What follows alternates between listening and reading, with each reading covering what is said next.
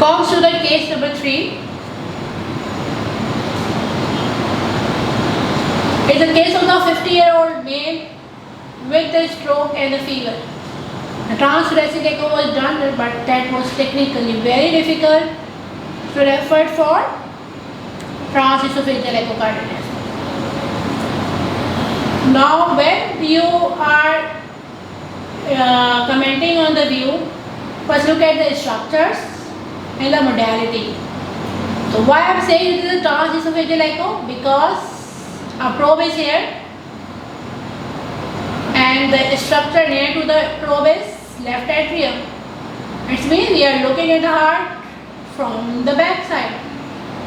It is the transesophageal view at the mid-esophagus level, and the log axis view that's around 120 to 130 degrees. It's the aortic valve, and you can see there is a large mobile echogenic density attached to the aortic valve with the aortic regurgitation. So likely what is the cause of stroke? Embolic event of this vegetation. How will you manage this patient?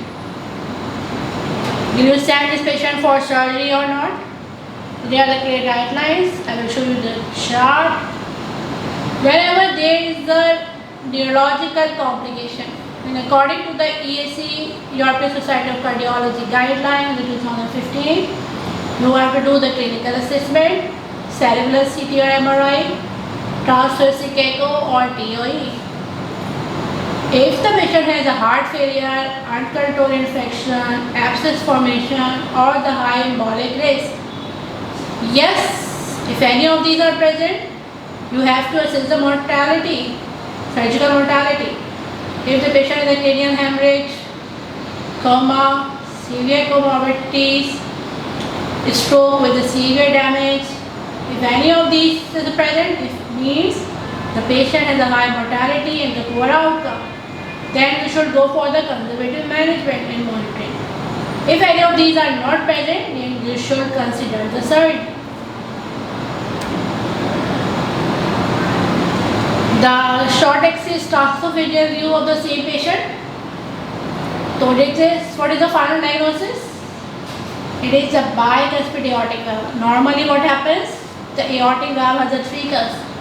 But in this case there are only 2 cusps. And the 2 commissures means a bicuspid aortic valve. So this is the congenitally abnormal valve, likely it is causing the infective endocarditis. And what can be the associated anomalies with this bicuspid aortic valve?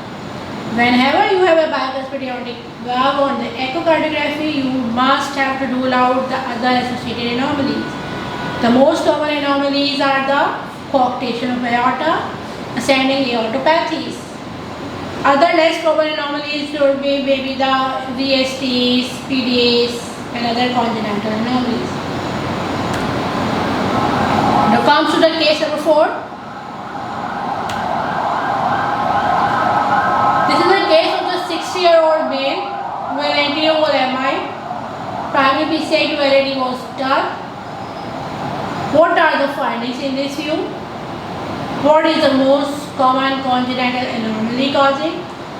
How will you confirm on the echo? First look at this image. What is this view? Again the parasternal long axis view. Are we reasonably contracting normally? As we know that it is the anterior wall MI patient. So you can appreciate the mid anterior septum is akinetic with the rest of the segment contracting normally. Aortic valve normal, mitral valve is normal, LA is enlarged as compared to the aorta. And what is this?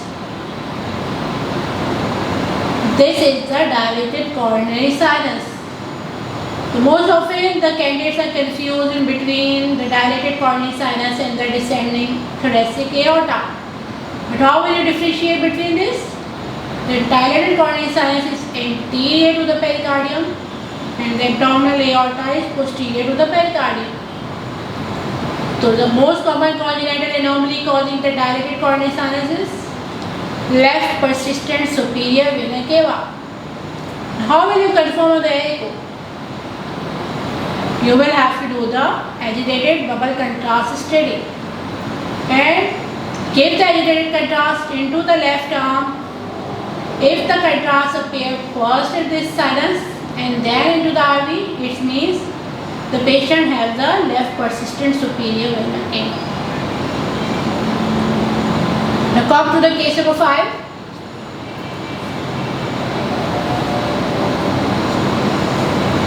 Name the view and the findings. What is this view? This is the suprasternal notch view showing the arch of aorta and the descending aorta. Normally the descending aorta should be ascended like this, but there is a narrowing in the descending aorta with the turbulence on the colored Doppler images, which means this patient has coagulation of aorta. Whenever you have the coagulation of aorta, you must put the continuous wave Doppler into the descending aorta and take the gradients. The peak gradients are around the 70 mm of Hg. It means that it is severe coagulation of aorta. And in this pulsed Doppler, normally what happens? The flow occurs only intrasystole. But you can see this, the flow occurs throughout the systole and the diastole, causing the sawtooth wave appearance of this Doppler. It is classical of the coagulation of descending aorta.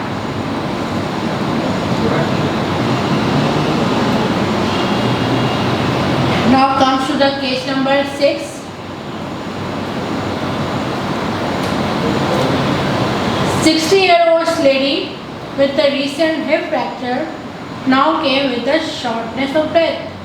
The patient was in the respiratory distress. Immediately do the echo.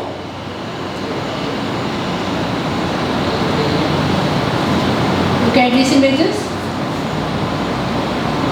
The left one is the short axis view. This is the LV. This is the right ventricle. And what's findings in this view? LV contracting normally, but the RV is enlarged. Normally the LV is greater in size than the right ventricle. But in this view you can see this right ventricle is grossly dilated as compared to the left ventricle. And what is this view? A pie curve 4-chamber view. Again showing the dilated right ventricle with the normal contracting the left ventricle. The right ventricle is reduced in function.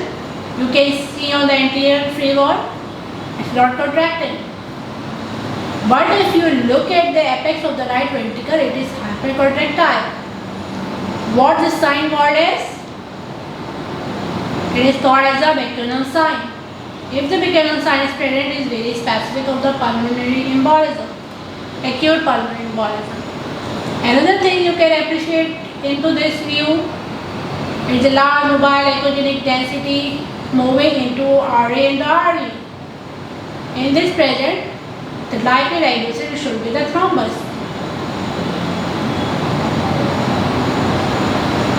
Most of the time you need the CT scan for the confirmation of the diagnosis. But the short axis RVOT view of this patient clearly showing the beautiful definite thrombus sitting at the bifurcation of the pulmonary artery going into the right pulmonary artery and the left pulmonary artery, called as a saddle pulmonary embolism. So this patient is a confirmatory pulmonary embolism. Ideally no need of further investigation.